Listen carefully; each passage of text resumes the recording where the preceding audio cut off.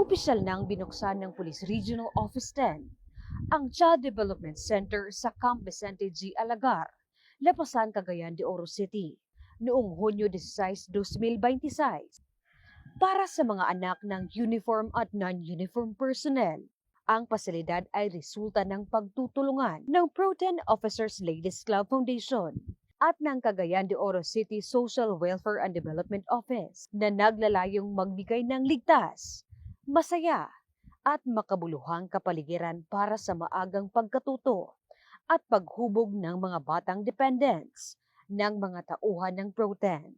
Personal na ininspeksyon ni Police Brigadier General Christopher N. Abrahano ang bagong pasilidad at binigyang diin na bahagi ito ng patuloy ng pagpapahalaga ng organisasyon sa kapakanan ng mga tauhan at kanilang pamilya. Nagsagawa rin siya ng maikling storytelling para sa mga bata. Dumalo rin sa pagbubukas sina Police Colonel Aaron Mandia, Deputy Regional Director for Administration, at Police Colonel Nelben Rico Hermoso, Chief Regional Staff.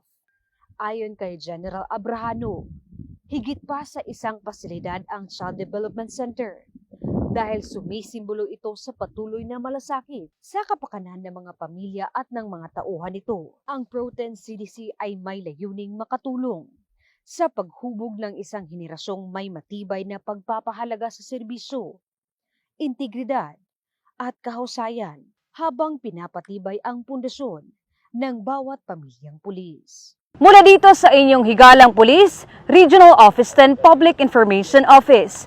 Ako ang inyong PNN correspondent, Patrolwoman Jane Rose Bohol, alagad ng batas, tagataguyod ng balitang pulis.